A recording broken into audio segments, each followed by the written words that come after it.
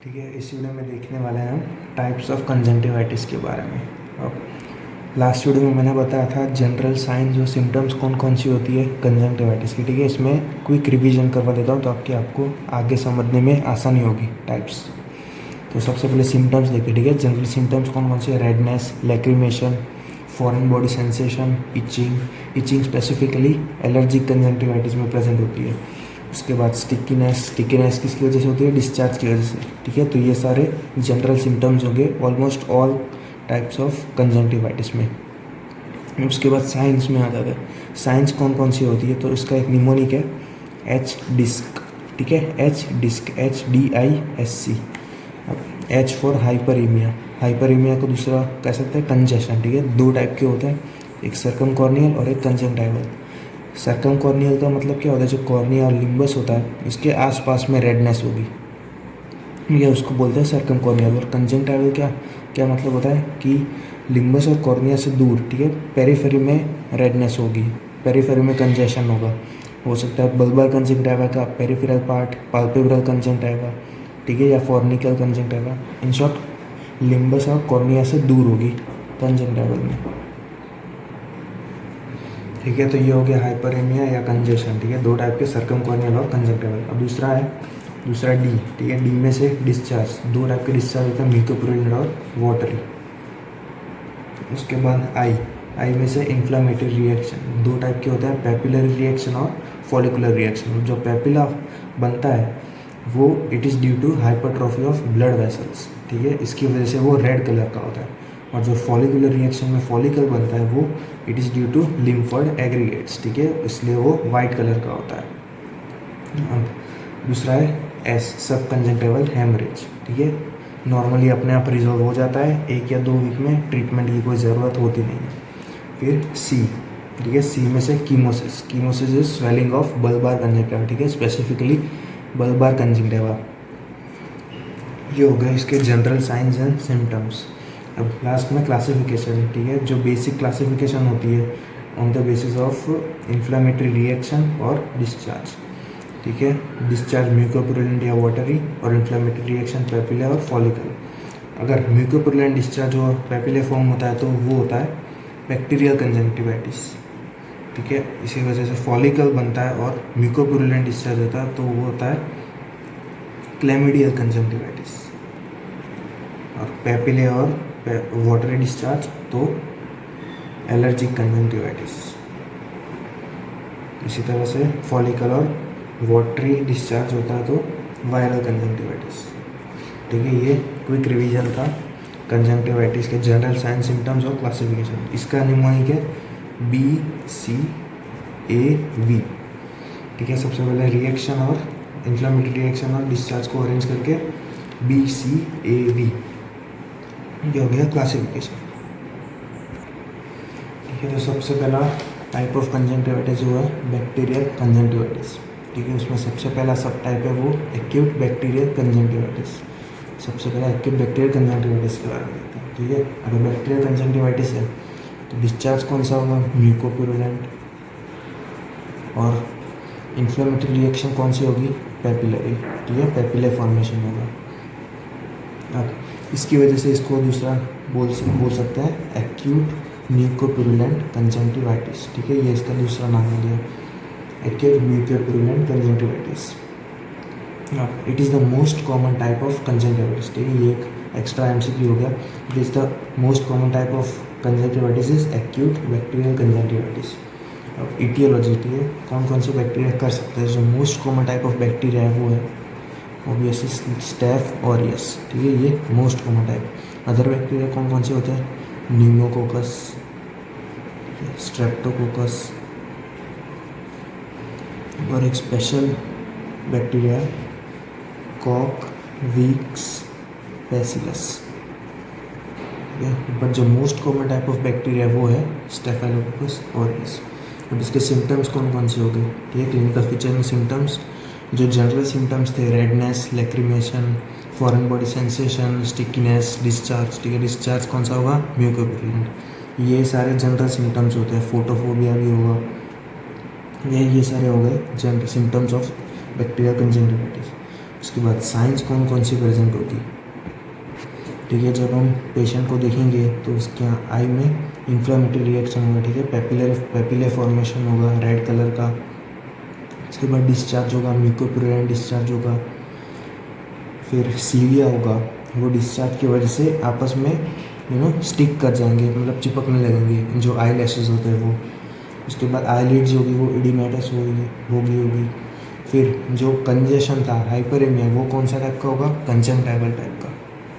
Conjunctival type of हाइपरेमिया या congestion, जिसमें conjunctival type में कौन सा था, आई कॉर्निया और लिम्बस से दूर, ठीक है। ये सपोज आएगी कॉर्निया और लिम्बस से दूर, ठीक है। Peripheral part of bulbar conjunctiva, fornical conjunctiva, palpebral conjunctiva, ठीक है। इन सब में होगा हाइपरेमिया। इन सारे साइंस की वजह से पेशेंट की जो आई होगी उसका एक स्पेसिफिक अपीयरेंस होगा फियरी रेड आई, ठीक है। जैसे बहुत डरा हुआ पेशेंट, फियरी रेड आई। उसके बाद कॉम्प्लिकेशंस कौन कौन सी हो सकती है, तो जो कॉम्प्लिकेशंस हो सकती है वो कॉर्निया की हो सकती है या फिर आई लीड की हो सकती है। जो कॉर्निया की होगी वो होगी केराटाइटिस, ठीक है, इन्फ्लेमेशन ऑफ कॉर्निया। फिर मार्जिनल कॉर्नियल अल्सर, कॉर्निया की, ठीक है, केराटाइटिस या कॉर्नियल अल्सर। आईलिड की इन्फ्लेमेशन, ठीक है, जिसको बोलते हैं ब्लेफराइटिस। ये सारी कॉम्प्लिकेशंस हो सकती है बैक्टीरियल कंजंक्टिविटिस। अब ट्रीटमेंट में, ठीक है, सबसे पहले टॉपिकल एंटीबायोटिक, ठीक है, ब्रॉड स्पेक्ट्रम एंटीबायोटिक होता है, जैसे क्लोरामफेनिकोल हो गया, जेंटामाइसिन हो गया, क्विनोलॉन्स हो गया, ठीक है। क्विनोलॉन्स कौन कौन से, सिप्रोफ्लोक्सासिन, ऑफ्लोक्सासिन, ठीक है। ये सारे ब्रॉड स्पेक्ट्रम एंटीबायोटिक्स टॉपिकली, ठीक है, आई ड्रॉप्स, ये सारे पेशेंट को देते हैं। फिर उसके बाद irrigation of the conjunctival sac, conjunctival sac क्या होता है, ये सपोज हमारी आईलिड है, ये आई बॉल है, ठीक है। यहाँ पे पाल्पेब्रल कंजंक्टिवा है, यहाँ पे बल्बार कंजंक्टिवा, ये जो बीच में स्पेस है इसको बोलते हैं कंजंक्टिवल सैक। यहाँ पे, ठीक है, कोई डेब्रिस होती है, कोई एक्स्ट्रा मटेरियल डिस्चार्ज, वो सब यहाँ पे एक्यूमुलेट हो जाता है, तो इसको वॉश आउट करते हैं, रिमूव करते हैं with the help of warm saline, sterile warm saline, इसको बोलते हैं इरिगेशन। अब उसके बाद डार्क गॉगल्स यूज़ कर सकते हैं for prevention, for relief from the photophobia. अब जो स्पेसिफिक केयर लेनी होती है वो उसमें होती है बैंडेजेस और स्टीरॉइड्स। इन दोनों का यूज़ हम नहीं कर सकते। बैंडेजेस क्यों, बैंडेजेस जब लगाते हैं तो डिस्चार्ज का जो आउटफ्लो होता है वो स्टॉप हो जाता है। इसकी वजह से जो बैक्टीरियल ग्रोथ होती है वो इंक्रीज़ हो जाती है, ज़्यादा रेट उसका बढ़ जाता है। इसकी वजह से कॉम्प्लिकेशंस होगी वो बढ़ सकती है। स्टीरॉइड इसलिए क्योंकि ये स्टीरॉइड्स की वजह से कॉर्नियल अल्सर हो सकता है, ठीक है। इसकी वजह से स्टीरॉइड यूज़ नहीं करते, तो बैंडेज और स्टीरॉइड यूज़ नहीं करना। उसके बाद एंटी इन्फ्लामेटरी, ठीक है, एनाल्जेसिक्स दे सकते हैं पेशेंट को, ठीक है, इन्फ्लामेशन रिड्यूस करने के लिए और पेन रिड्यूस करने के लिए। ये हो गई पूरी इटियोलॉजी, क्लिनिकल फीचर्स, कॉम्प्लिकेशन और treatment of acute bacterial conjunctivitis. ये है एक्यूट बैक्टीरियल कंजंक्टिवाइटिस, ठीक है। अगर आप इमेज में देखोगे तो जो हाइपरेमिया या कंजेशन हुआ है वो पेरिफेरल पार्ट में है, ठीक है, कॉर्निया या लिम्बस के पास में नहीं है। यहाँ पे देखो आप बल्बर कंजंक्टिवा के पेरिफेरल पार्ट में है, पाल्पेब्रल कंजंक्टिवा में भी हो सकता है। तो उसके बाद यहाँ पे पेपिलरी रिएक्शन हुआ है, ठीक है, यहाँ पे नीचे रेडनेस है, ठीक है, पेपिलरी रिएक्शन रेड कलर का होता है बिकॉज ऑफ हाइपरट्रोफिड ब्लड वेसल्स, ठीक है। इन सब के अपीयरेंस की वजह से कौन सा पेशेंट की आई अपीयर कैसे हो रही है, जैसे एकदम फियरी आई अपीयरेंस, ठीक है, ऐसे डरे हुए पेशेंट होता है उस तरह की क्या रिप्रेजेंटेशन होता है पेशेंट का, फियरी आई अपीयरेंस। ये हो गया एक्यूट बैक्टीरियल कंजंक्टिवाइटिस। अब जो second type of bacterial conjunctivitis है वो है हाइपर एक्यूट बैक्टीरियल कंजंक्टिवाइटिस। अब ये चिल्ड्रन में भी होता है और एडल्ट में भी होता है। सबसे पहले हम देखेंगे एडल्ट में होता है तब क्या होता है। चिल्ड्रन में अगर होता है तो उस कंडीशन को बोलते हैं ऑप्थेल्मिया नियोनेटरा, वो हम अलग वीडियो में देखेंगे। इसमें हम देखेंगे hyper acute bacterial conjunctivitis of adults, ठीक है।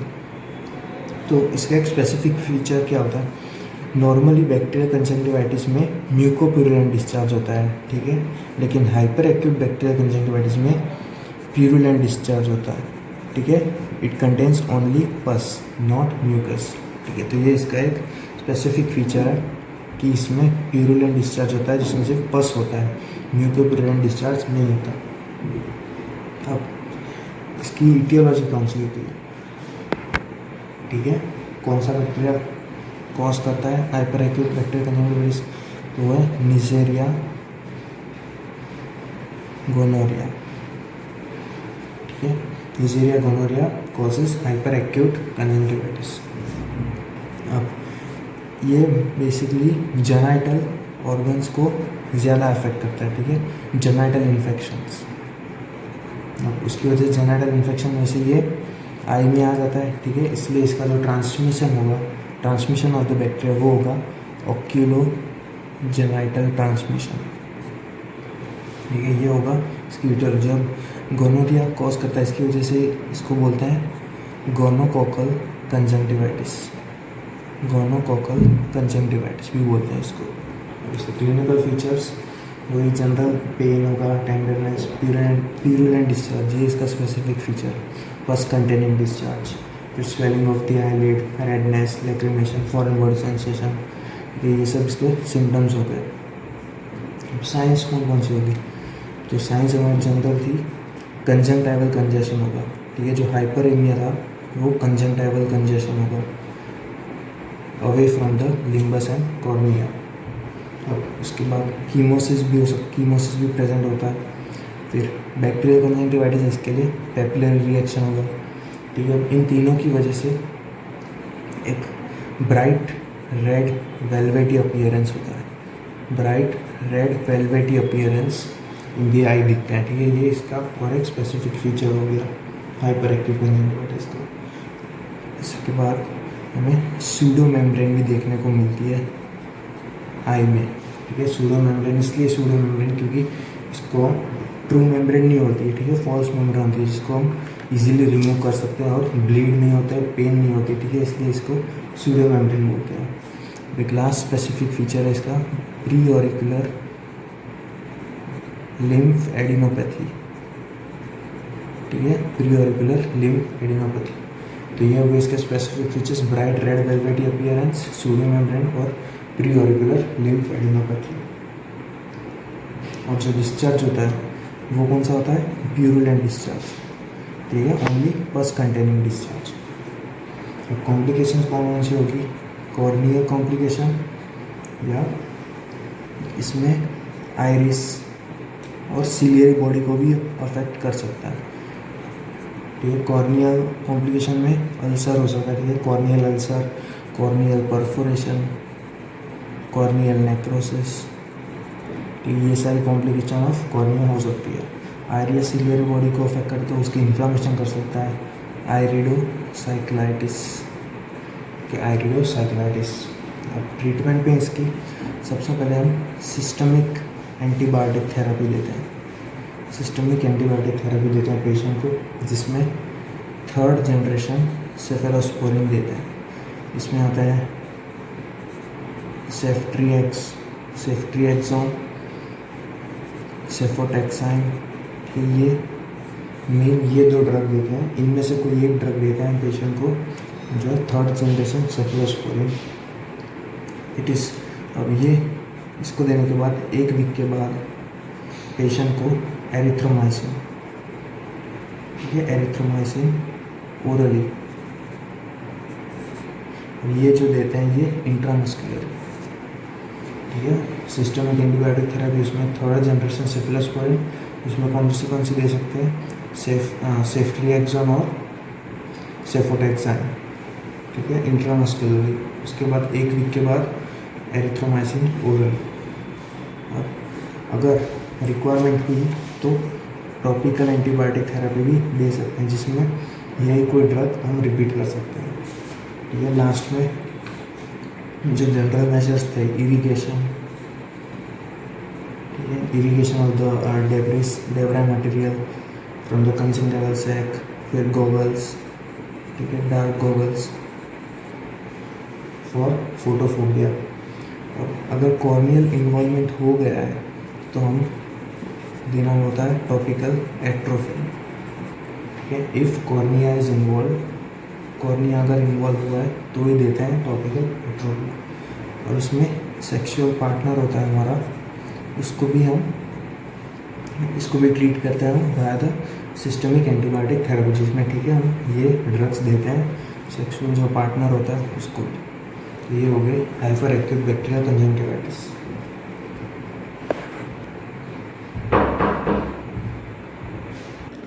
ठीक है, तो ये है हाइपर एक्यूट बैक्टीरियल कंजंक्टिवाइटिस। इसमें देख सकते हैं आप, ठीक है, प्यूरुलेंट डिस्चार्ज, ठीक है, और कुछ ज़्यादा ही एक्सेस अमाउंट में सीक्रेट हो रहा है, पस कंटेनिंग डिस्चार्ज, ठीक है, प्यूरुलेंट डिस्चार्ज। और उसके बाद जो कंजेशन देख रहे हैं, कंजंक्टिवल कंजेशन, ठीक है, away from the lid margin, away from the limbus and cornea. उसके बाद यहाँ पे आप देख रहे हैं कीमोसिस, ठीक है, swelling of the bulbar conjunctiva भी देख सकते हैं आप। यहाँ पे bright velvety red appearance, bright red velvety appearance, ठीक है। तो बेसिकली कीमोसिस पेपिलरी रिएक्शन, ठीक है, पेपिलर फॉर्म होता है due to hypertrophy of blood vessels. इन सब की वजह से यहाँ पे ब्राइट रेड वेलवेटी अपीयरेंस होता है। और नीचे वाली इमेज में देख सकते हैं सूडो मेम्ब्रेन फॉर्म हुई है, ठीक है, इसको इजीली रिमूव कर सकते हैं। अभी देखेंगे एंगुलर बैक्टीरियल कंजंक्टिवाइटिस। एंगुलर इसलिए क्योंकि near the angle of the eye होती है, ठीक है, जो कैंथाई होता है, ये सपोज हमारा नोज ये आई, ठीक है, जो कैंथाई होती है मीडियल और लेटरल कैंथाई, मोस्ट प्रोबेबली मीडियल कैंथाई में होती है, इसको अफेक्ट करता है। ठीक है, यहाँ के एरियाज़ में जो पार्ट्स होते हैं, आईलिड हो गई, कंजंक्टिवा हो गया, स्किन हो गई, ठीक है, यहाँ पे अफेक्ट करता है बैक्टीरिया। इसकी वजह से इसको बोलते हैं एंगुलर बैक्टीरियल कंजंक्टिवाइटिस। सबसे पहले तो ये एक क्रॉनिक कंडीशन है, ठीक है, बाकी सबकी तरह एक्टिव कंडीशन नहीं है, क्रॉनिक कंडीशन है। इसमें कंजंक्टिवाइटिस के साथ और क्या क्या होता है, maceration of skin, maceration of lid margin, ठीक है, ये सब होता है। मैसरेशन का मतलब क्या होता है, excoriation of skin, abrasion of the skin, ठीक है, wear and tear, destruction of the epithelium, ठीक है, उसको बोलते हैं मैसरेशन। इसकी इटियोलॉजी कौन कौन सी होती है, तो सबसे पहले प्री डिस्पोजिंग फैक्टर्स होता है, ठीक है, प्री डिस्पोजिंग फैक्टर्स, इसमें कौन कौन जाएगा, स्मोक, डस्ट, ठीक है, स्मोक, डस्ट, ये सब का क्रॉनिक एक्सपोजर, अल्कोहल, ठीक है, ये सब प्री डिस्पोजिंग फैक्टर्स होता है एंगुलर बैक्टीरियल कंजंक्टिवाइटिस के। और जो बैक्टीरिया होता है वो कौन सा होता है, मोरैक्सेला एक्सेनफील्ड, ठीक है, मोरैक्सेला एक्सेनफील्ड। यानी जो बैक्टीरिया होता है एंगल ऑफ द आई को अफेक्ट करता है, ठीक है, this bacteria placed and two ends, इसकी वजह से इसको बोलते हैं, जो कंजंक्टिवाइटिस को बोलते हैं डिप्लोबैसिलरी कंजंक्टिवाइटिस। तो ये बैक्टीरिया कौन सा है, मोरैक्सेला एक्सेनफील्ड। और कंजंक्टिवाइटिस क्या बोलते हैं, डिप्लोबैसिलरी कंजंक्टिवाइटिस। अब इसका ट्रांसमिशन कैसे होता है, तो ये जो मोरैक्सेला एक्सेनफील्ड बैक्टीरिया है वो बेसिकली सबसे पहले नेज़ल कैविटी, ठीक है, नोज़ को इन्फेक्ट करता है। अब उसकी वजह से हम अगर फिंगर्स या फिर हैंकरचीफ उसकी हेल्प से ये आई में आ जाता है, तो उसके बाद फिर कंजंक्टिवाइटिस करता है, ठीक है। इटियोलॉजी इसकी कौन सी होगी, सोर्स ऑफ इन्फेक्शन कौन सा होगा इसका, नेज़ल कैविटी, और mode of infection by the contaminated fingers या हैंकरचीफ, इसकी वजह से ये आई में आ जाता है। अब इसकी पैथोलॉजी देखते हैं। पैथोलॉजी में ये जो मोरैक्सेला एक्सेनफील्ड बैक्टीरिया होता है ये सीक्रेट करता है प्रोटियोलाइटिक एंजाइम्स, ठीक है, प्रोटियोलाइटिक एंजाइम्स जो basically destroy the epithelium, cause maceration of the epithelium, ठीक है। नेज़ल कैविटी से आई में आ गया तो कलेक्ट होगा at the angle of the eye, ठीक है, वहाँ पे मैसरेशन करेगा, मैसरेशन ऑफ स्किन, ठीक है, लिड मार्जिन, स्किन, कंजंक्टिवा, इन सब की मैसरेशन करेगा। उसकी वजह से सिम्टम्स होंगे वो मैसरेशन की वजह से ही होंगे, specifically at the area of medial canthi. उसके बाद सिम्टम्स कौन कौन से हो गए? इरिटेशन, बर्निंग सेंसेशन, ठीक है।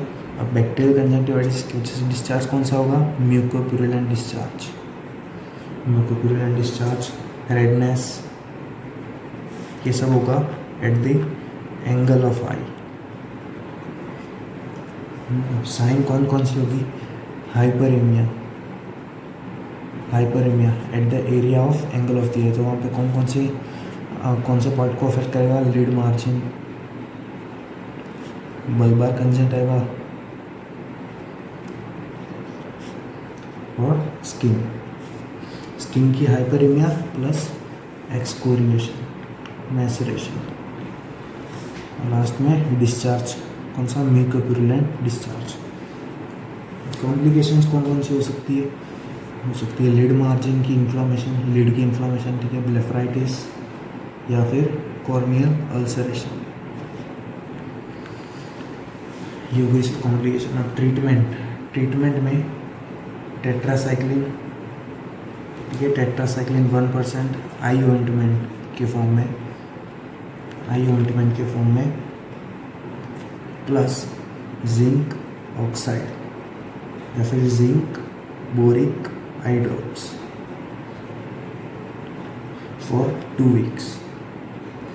जिंक होता है वो decrease the activity of the proteolytic enzyme, ठीक है। इसकी वजह से ये जो मैसरेशन ऑफ स्किन होती है, सिम्टम्स होते हैं जो प्रोटियोलाइटिक एंजाइम की वजह से, वो सब कम हो जाते हैं।